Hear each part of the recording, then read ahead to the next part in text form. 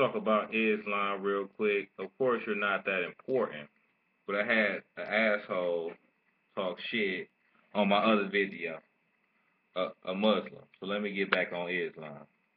We're going to turn to Surah 17 and 35. 17 and 95. It says, say, had there been in the earth angels walking about secure, we would have sent down to them from the heaven an angel as a messenger. Now you say, what's wrong with that? What's wrong with it is we is sending down angels.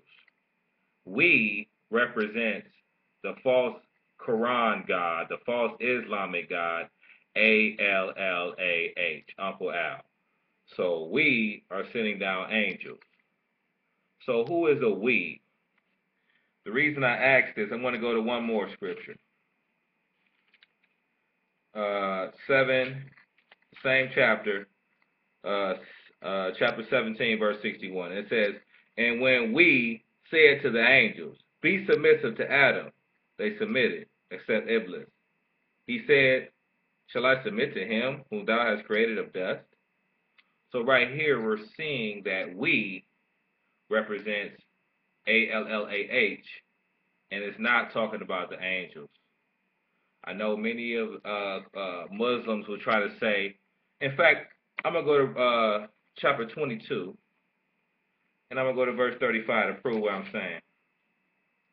Verse 34. It says, and for every nation we appointed acts of devotion that they might mention the name of the deity on what he has given them of the cattle quadruplets. So it says we have done this. So your God is one God.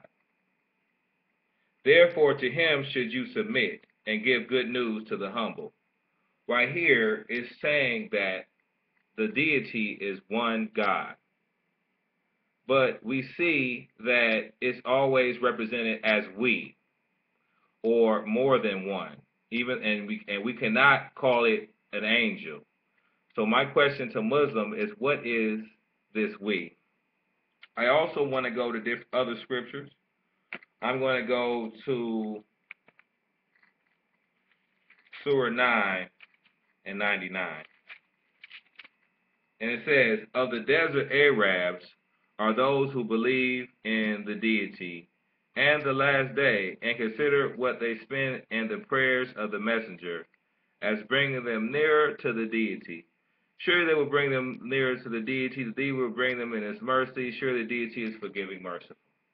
Right here we are seeing that the desert Arabs are what the Quran loves the most. He loves the Arabs, the dwellers of the desert. And how does the Quran instruct these desert Arabs to live? Because in the desert you don't have water, am I correct? Well, if you go to Surah 5, Ayat 6, Surah 5, Ayat 6, this is what it says. O you who believe, when you rise up for prayer, wash your faces and your hands up to the elbows, and wipe your heads and wash your feet up to the ankles. And if you are under an obligation, then wash yourself. And if you are sick or on a journey, and one of you comes on a privy, or you have contact with women, and you cannot find water, betake yourself pure earth and wipe your faces and your hands therewith. The deity desires not to place a burden on you, but he wishes to purify you, that he may complete his favor on you, so that you may give thanks. Right here is telling the Arabs, the desert Arabs, that if you're in the desert and you have to pray, which they pray 5 times a day, make sure to wash yourself with dirt before you do that. If you don't have any water around you, and I can imagine in a desert, there's, and you have to pray 5 times a day, that you would be in a place where there is no water.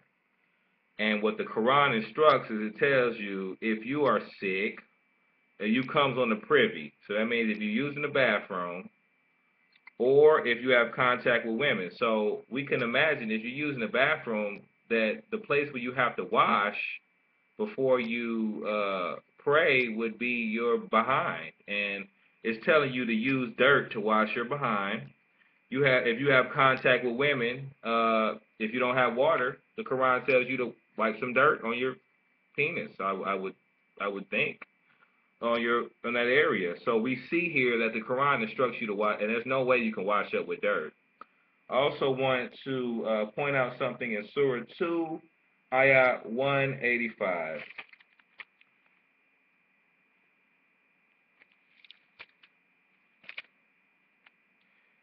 It says, the month of Ramadan, in that in which the Quran is revealed, a guidance to man, and clear proofs of the guidings and the criterion. So whosoever of you is present in the month, he shall fast therein. And whoever is sick on a journey, he shall fast alike the number of days. The deity desires the ease for you, and he desires not hardship for you, and he desires that you should complete the number, that you should exalt the greatness of the deity for having guided you, and that ye may give thanks. The one thing that's wrong with this is that according to the Quran, they well, actually not according to the Quran, because there's nowhere in the Quran where it tells you what month to keep Ramadan. So we have most Muslims keeping Ramadan right now in the month of July, maybe because it's, I guess, the month where it's mostly sunny outside. But we have the Nation of Islam keeping it during the winter time where it gets dark around 5, 6 o'clock. We have the Sunni Muslims keeping it another time. I mean, only because even though this book will tell you that there's nothing left out of the book, um, there's nowhere where it tells you when to keep Ramadan at all. That is a shame. We see a lot of lies in this book. Not only, I mean, I can show you places where it said a day equals 1,000 days, and then one will day equal 5,000, and things of that nature. One thing I do want to show is in the Quran about when you die. Before I get off, but I wasn't gonna use this one, but I'll turn to it anyway. Surah 9, Ayah 38, and it says, "O you who believe, what excuse have you that when it is said to you, go forth in the deity's way, you should incline heavily to earth? Are you contented with this world's life instead of the hereafter? The provision of this world's life is but little as compared with the hereafter." So right here, it is promising you that when you die, it's going to be better than when you are alive. The one thing that I see that's similar to Christianity is they have to tell you that you're going to get something when you die.